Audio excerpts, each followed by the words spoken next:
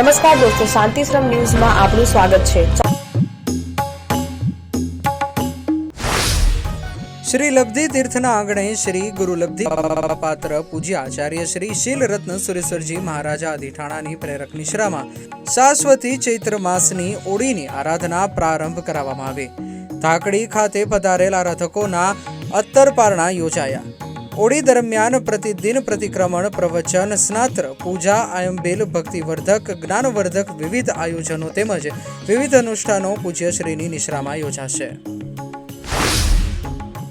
Alert Brahmi સુંદરી group દ્વારા તારીખ 20 માર્ચના રોજ નિકુંજ ગુરુજી દ્વારા ભક્તામર સ્ત્રોત્રની ગાથા દ્વારા હિલિંગનું આયોજન કરવામાં આવ્યું। જીવરાજ પાર્કમાં ચાણક્ય હોલ ખાતે અદ્ભુત હિલિંગ સેશનમાં અસાધ્ય રોગોમાં ભક્તામર મહાસ્ત્રોત્ર દ્વારા અદ્ભુત હિલિંગ પ્રેક્ટિકલ પ્રયોગ કરવામાં આવેલ।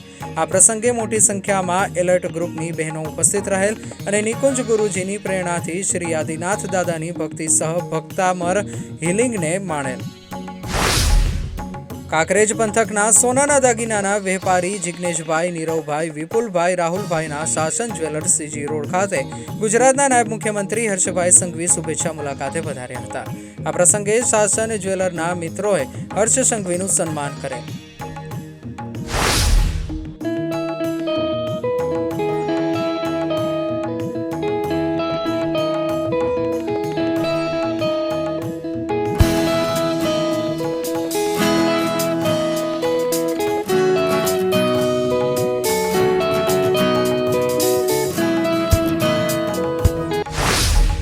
બનાસકાંઠા જિલ્લા ભાજપ કારોબારીમાં કાંકરેજી સમાજના જૈન અગ્રણી હર્ષદભાઈ જયંતિલાલ શાહની નિમણૂક કરવામાં આવેલ છે।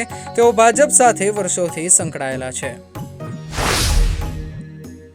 પૂજ્ય આચાર્ય શ્રી પ્રબોધચંદ્ર સુરેશ્વરજી મહારાજા અધિઠાણા બનાસકાંઠાની ધરતી પર પધારી રહ્યા છે।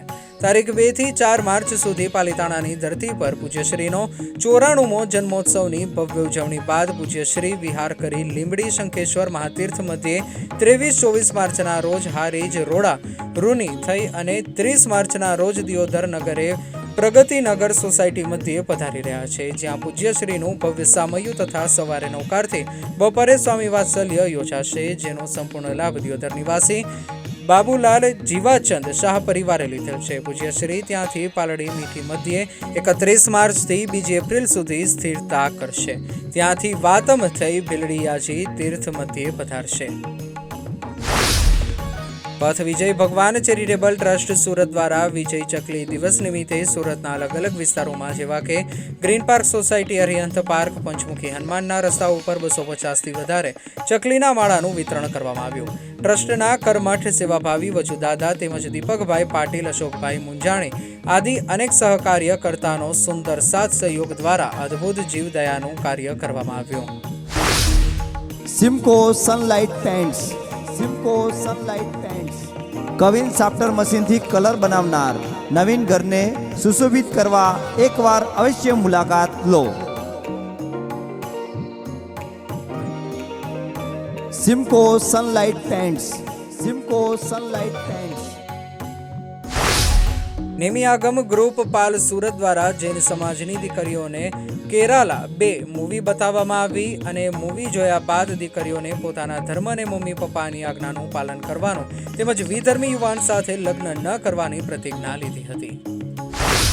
અમદાવાદ મધ્યે પૂજ્ય સાધ્વીજી શ્રી મૈત્રી રત્ના શ્રીજી મહારાજ સાહેબ પ્રેરિત જીનાગના યુવાન ટ્રસ્ટ દ્વારા પોળ વિસ્તારમાં જેઓ ભોજનશાળા આદિ બહાર જમતા હોય તેમજ સિંગલ જરૂરિયાતવાળા હોય તેમના માટે વર્તમાન પરિસ્થિતિને લઈને બંને ટાઈમ ફ્રી ભોજનની વ્યવસ્થા કરવામાં આવે, જેના માટે રજીસ્ટ્રેશન ફરજિયાત કરવામાં આવેલ છે અને મોટી સંખ્યામાં લોકો લાભ લઈ રહ્યા છે। જૈન જાગૃતિ સેન્ટર લેડીઝ વિંગ ભુજ દ્વારા ઇન્ડોર ગેમ્સ ટુર્નામેન્ટનો રોમાંચક કાર્યક્રમ યોજવામાં આવ્યો, જેમાં 9 જેટલી જૂની અને નવી એમ અષ્ટોપગલી, લૂડો, સાપ સીડી, મિંડીકોટ, sequence, note, Uno, flip the stick, sting રમત જેવી વિવિધ રમતોમાં 200થી વધારે સંખ્યામાં મેમ્બર્સે ભાગ લીધો હતો।